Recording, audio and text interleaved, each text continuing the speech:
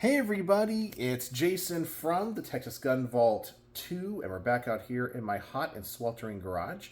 And I'm sorry about the sound of the fan in the background. I know it is a annoying low-pitch hum, but I have to have the fan on, otherwise I cannot be out here for more than just a couple of minutes. And I'm also sorry about not making a lot of Texas Gun Vault 2 content as of late because it's been the start of the school year and I'm an educator and I have been doing a lot of stuff pertaining to that. But I have been making some Texas Gun Vault 1 or the main channel content with some range reports because that's about all the time I have and I can do it in a non-structured environment where I can just do like one segment at a time. But I went to the range today. I had an opportunity.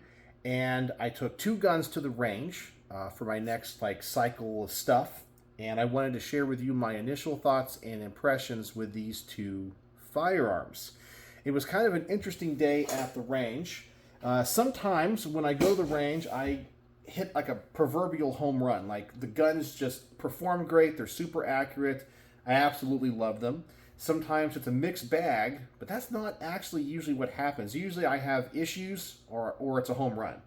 And today's was kind of an issue day. It wasn't bad. The guns I'm going to show you all performed and functioned absolutely fine.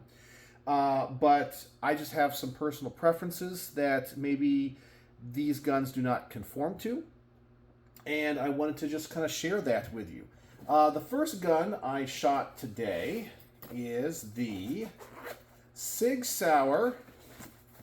P365 Fuse. Now, this is on loan to the channel from my friend Jack. Jack number one, the OG Jack, the first Jack to lend guns to the channel. And this is an interesting one. And I've talked in the past about my, I don't want to say issue, but I guess my problem with the P365. Now, you guys know I love Sig. Sig is one of my favorite firearms manufacturers. However, when it comes to their firearms line, typically I like the metal-framed P-Series guns the best. You know, the P220, 226, 228, 229, even the 225. Those are just classics. But when it comes to their polymer striker-fired guns, I don't always shoot them the best. Now, I have like 5 or 6 P320s, mainly M17s and M18s. But I have those because as a collector, I love military guns. But when it comes to the smaller ones, I'm just not a big fan. I've never shot them well, and I never really kind of thought they were as of the same quality as the metal-framed ones. But one of the issues I've had with the P365 is with its size and its philosophy. Obviously, the name P365, I think, was chosen for a very specific reason. There's 365 days a year. So this is a gun that I think is supposed to be a all-around carry gun. That's the idea. You carry it with you 365 days a year. I guess 366 if it's a leap year. But that's the concept of this gun. And when it first hit the market, it was fascinating because it was a subcompact, even like smaller than subcompact gun. It was like between a pocket gun and a subcompact gun. But they had designed it around a magazine that carried 10 rounds. And this thing was like super small. Like they just worked on the geometry of the magazine and made the absolute smallest magazine with the most capacity and put it into a very small package. It was like the ultimate concealed carry gun. And when it first came out, I absolutely loved it. Now, they still make it in that configuration, but that was the whole purpose of it. And then they started adding new versions of it to their product line. And inevitably, we had the P365X and the XL, and I forgot all the different ones. And this is the P365 Fuse. And on SIG's website, they say it is a gun that is designed to have a full-size capacity, but in a very slim firearm. And granted, it is a very slim firearm. And that might be one of the reasons I don't shoot it as accurate as other guns. It doesn't conform to my hand. But getting back to my comments about the size. It reminds me a lot of the old classic Ford Thunderbirds, okay? I know, sometimes I do car analogies around here. Like back in the 1950s, Ford came out, I believe it was in 1955, the Ford Thunderbird, which was going to be their competition to the Chevy Corvette. And when they came out with that car, it was a small, sporty coupe. I mean, it was small. Same size as the Corvette, essentially. And then over time, the car got bigger and bigger. Then it had a rear seat. And then by the 1970s, it was a land yacht. It evolved from a sports car to a luxury car, but it got so big, it was so different from what its original concept was that it almost became a joke. And that's the way I think Sig treats the P365. They created this ultra subcompact gun with a lot of capacity. And people were like, hey, it's a good gun, I like that, but I wish it was bigger. And so they're like, okay, well, let's make a bigger version of it. And then they go, man, I wish I had a little bit more capacity, it was a little bit bigger. They're like, oh, okay, well, let's just make it a little bit bigger. And they just keep doing that and doing that. And now we have a gun that, granted, is thinner than a Glock 19, but pretty much has the same profile as a Glock 19. So why would you buy the P365 when you can just go out and buy the M18 or the P320 compact or subcompact version? You don't need this. The whole point of the P365 was to have this ultra subcompact gun. So anyway, that's kind of my gripe and thoughts on this model. And just my problems with its philosophy. Because when it first came out, I thought it was literally groundbreaking. It was groundbreaking. There was nothing like it before in that small of a package with that much capacity in 9mm. It just didn't exist. And now we have this. Now, this is a quality gun from the standpoint of it's a striker-fired polymer gun that holds, with the extended magazines, I think it's supposed to be 21 rounds, I think. This is the flush fit 17-round one, and we're going to talk about capacity in just a second in these magazines. But it's just a striker-fired gun. It's nice, but it's not the gun you go, wow, I got to write home about this gun because it's so amazing. It's just like, okay, it is what it is. The trigger pack's modular, like the P320.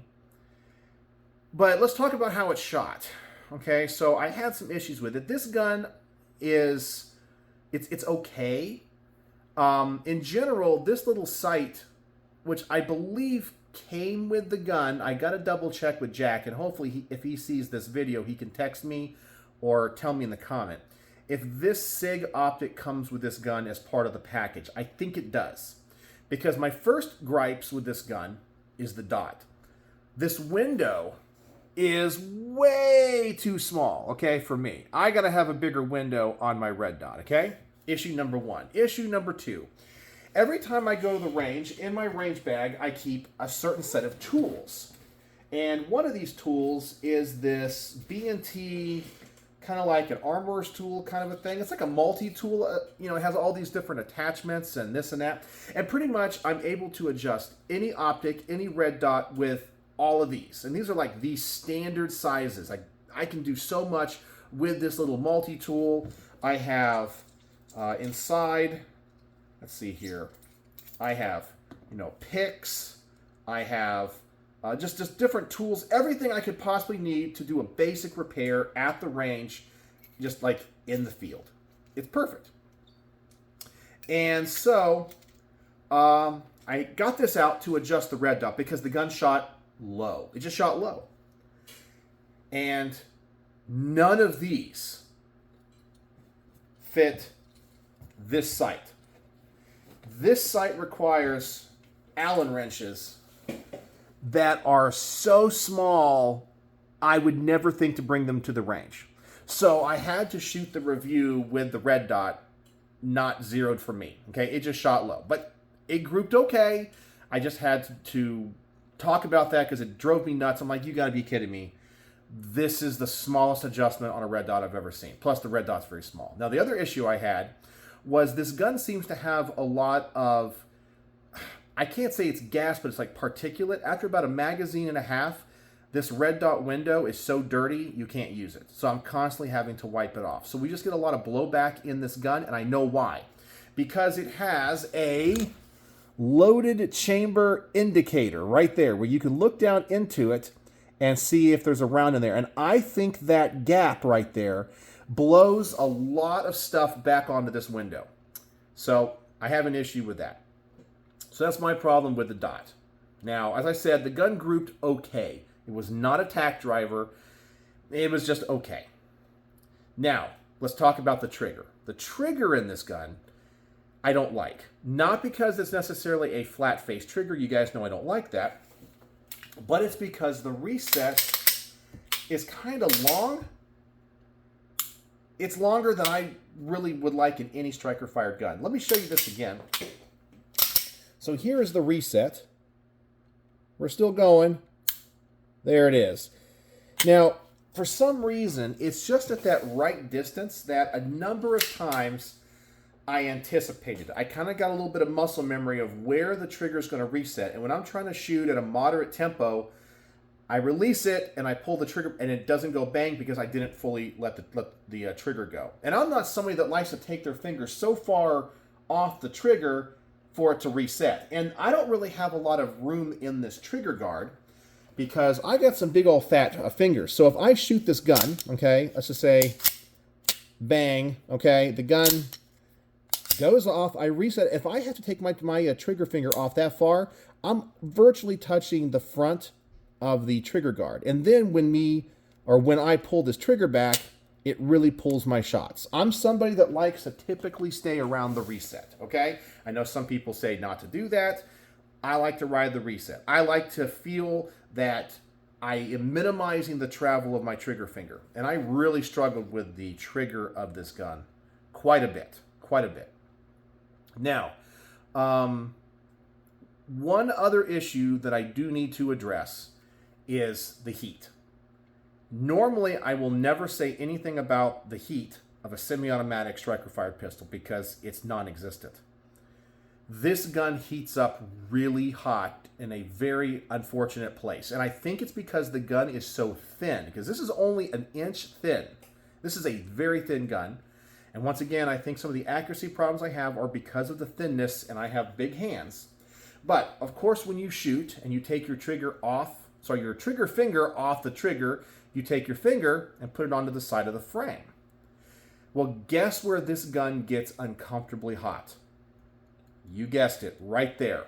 It's mainly right in front of the chamber on the slide. I mean, it got up to, in fact, I have a laser thermometer that I take to the range every time. It's always in here in case I need it. Here it is right here, okay?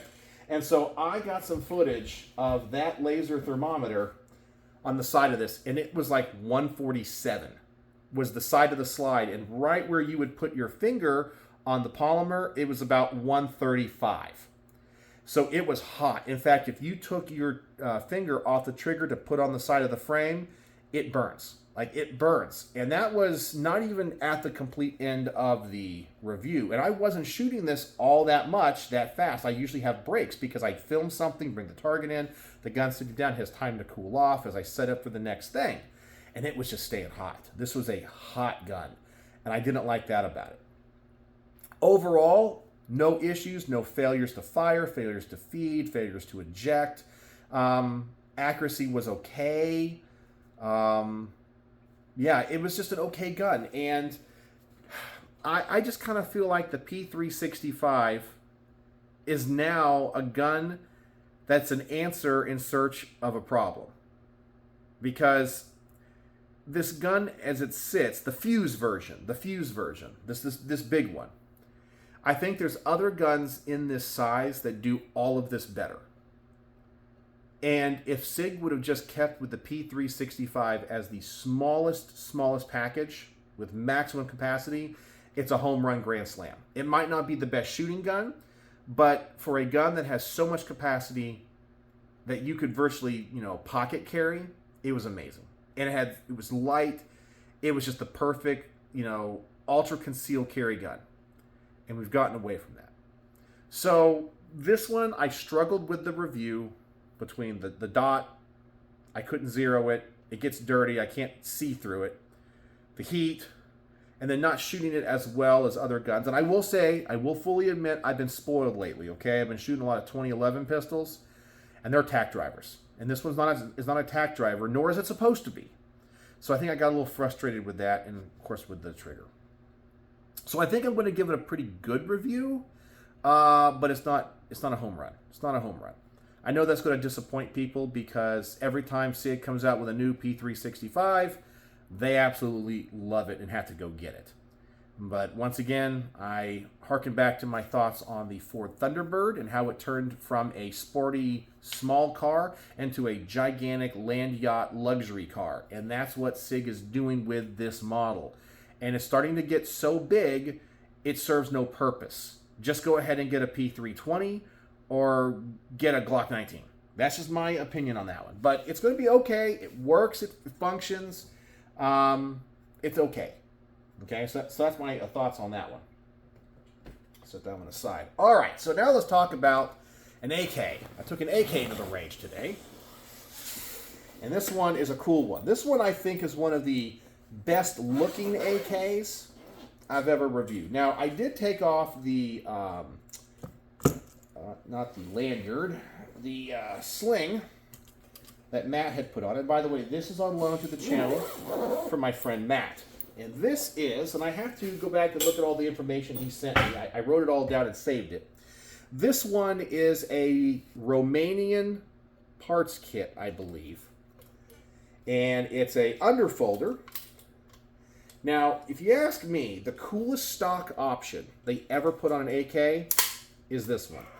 I love the way this wire stock looks. I love the way that it folds up. It just looks fantastic. And I'm sorry about the dogs barking in the background. They just do that when people come in and out of the house. It's annoying as heck. But I absolutely love the way this gun looks. And I believe this is an American receiver. Let me see here. Yeah, it's an American receiver. It says Atlantic Firearms. And they've made it look distressed. So it matches the parts kit. So it looks like it's like a battlefield pickup. And which is what I think they called it or something. But of course, being Romanian, you got the famous dong here in the front. And it's cool in that this wire stock goes around that perfectly. So it folds around that, and it will fold around a magazine. And you guys know I love vertical foregrips on firearms, but it doesn't work on an AK. I know that sounds weird, but on an AK, for me, like the traditional furniture just works the best. The gun, and I'm going to use this word, it's going to piss off AK people, but I don't mean it in a derogatory sense. It's a crude gun. It works, but it's a crude design. And the thing I like about it is its simplicity. I kind of feel like this adds a lot of complexity to it. Because not only does it get in the way, and if you don't like the placement of the vertical foregrip or don't like vertical foregrips, there's nothing you could do about it. You can't remove this without taking off the furniture. But when it comes to magazines, where did I put the magazines here? Matt, let me borrow quite a few here. So let's just use one of these here. I think this is maybe a surplus mag here. But I have the same problem with even like the P-mags. Magazine changes in this are kind of hard because when you insert this magazine, you're essentially coming so close to this, it gets in the way. And you can kind of pinch your finger. You got to hold these magazines a very specific way. And I'm so used to, with AKs, just being able to find that mag well, lock it in. This gets in the way. And I don't like it. And even makes getting magazines out hard, where I'll release it. And this one actually is pretty good. I think the P-mags are worse. You release it, it comes up, it hits that dong, and then you can't get it out. You're like, this, and you struggle with it to get it out of the gun. And so it slows me down. And normally I love, vertical foregrips, but on this gun, no, it's a no-go. How did it perform? Well, I already know that when I do the range report on this gun, I'm going to have to do my caveat when it comes to AK videos. And what that caveat is, you guys know that there are AK lovers out there, okay? And some of them, especially in the gun community, the people that love AKs, they're special, okay? And I mean this in a loving way. They're short bus special because in their mind, they're almost drones to this firearm. And they feel like every video about an AK has to be a macho, bearded tactician with a Russian accent doing some crazy stuff with the gun. And you guys know how I review guns from the perspective of an average gun guy. So I know that people are going to have issues with my review. Well, the AK guys will. You know, the hardcore AK tards are going to have problems with my thing. They're going to say, you don't do that right, or you shouldn't review that gun. Go get more training, all that kind of stuff. I'm going to get that. So I'm going to have to put the caveat on. If you're looking for like a Robski AK-47-74 Operators Union style video, you're not getting it with me. If you're looking for like a Brandon Herrera video, you're not getting that from me. You're getting my long-form, boring content from the perspective of an average gun guy. And hopefully that is going to help people click away from the video before they ever get to the part in the video where they feel like, this guy doesn't know what he's talking about. AKs are the best. We all know those people. All right, so how did it shoot? It shot okay. The sights, like every AK, are crude, okay? And I don't mean that in a bad way. They're just crude. It's just not an AR. It's not an AR. And I'm not saying the AR is superior. It is in some ways, though. Okay? And I've always felt the iron sights on an AR-15 are superior to that of an AK-47. The wire stock that I love the look of is one of the most uncomfortable stocks. It doesn't really hurt you in the shoulder, but I find because it has no place here for your cheek, it's not the most comfortable here on the side of your face. So it has the right look, but it doesn't have the right feel when you shoot it.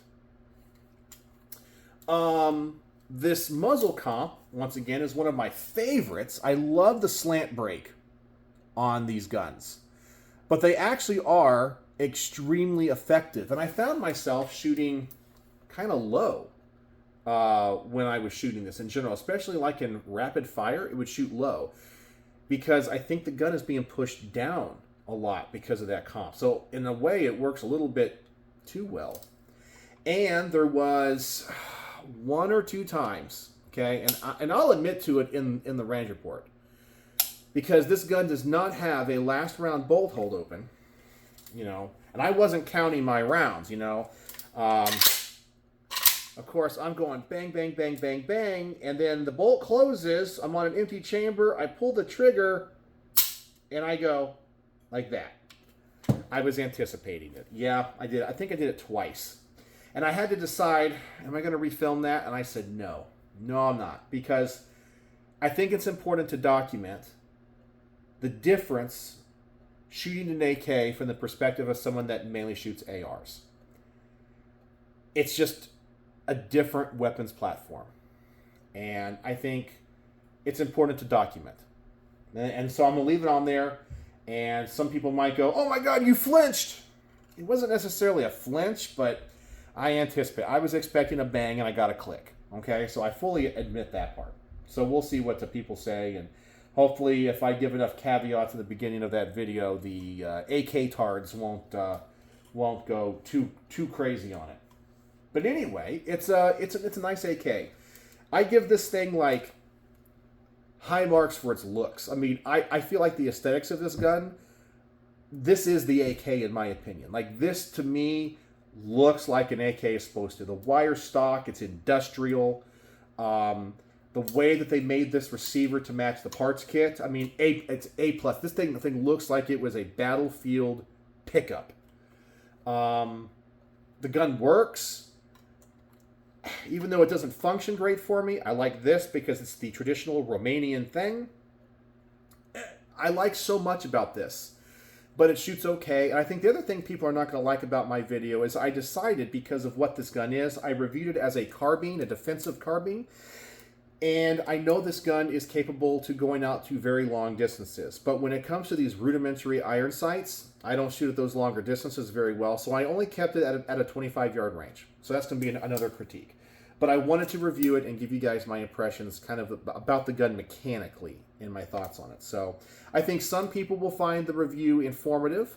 And I think the hardcore, die-hard AK guys are going to hate it. But literally every AK video you make is going to be that way, no matter what. If you love an AK, the people that are the AK tards will go, "You can't like that AK. It doesn't have this type of trunnion, or you don't know about the history. That's a piece of junk. How dare you say that AK's good?"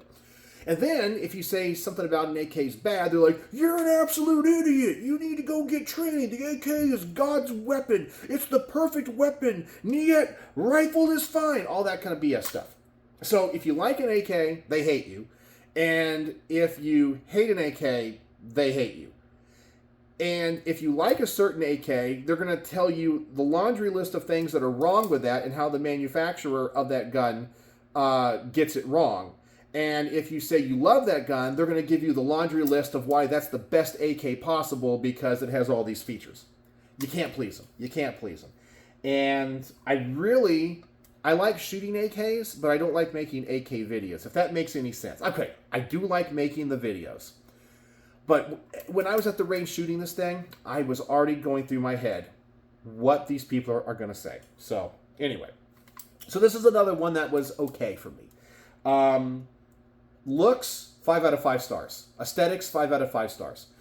How it shot, 3.75 stars out of 5. Wasn't the most accurate. Don't like the basic AK sights, and I don't like that dong. It looks cool, but yeah, I don't like the function. So anyway, that's what happened at the range today. So I got to go in and start transferring all those files to my computer and start doing the thumbnails and come up with some bullet point scripts for these, and hopefully get around to filming the range reports this weekend. And then I'll take more guns to the range. But regardless of what happens at the range, I get to shoot these awesome guns, and I'm not complaining. I'm not complaining. So anyway, tell me what you guys think in the comment section below about either of these guns. Do you like them? Hate them? Do you understand where I'm coming from with my criticisms of them? And do you agree or disagree? So tell me in the comment section below. And the word of the day. Of course you know what the word of the day is, because I'm reviewing this Romanian AK. Dong is the word of the day. So if you made it to the end, you got to use the word dong in your comment. So tell me too if you like these on AKs. Yeah. I like the idea, but I don't actually like shooting with it. I just wish it had a traditional AKM kind of wood furniture. I think it would look a little bit better. So that's my thoughts and first impressions on these two cool guns. So what do you guys think in the comment section below? Use the word of the day. And thank you for joining me once again in this really, really hot garage. So, as always, thanks for watching.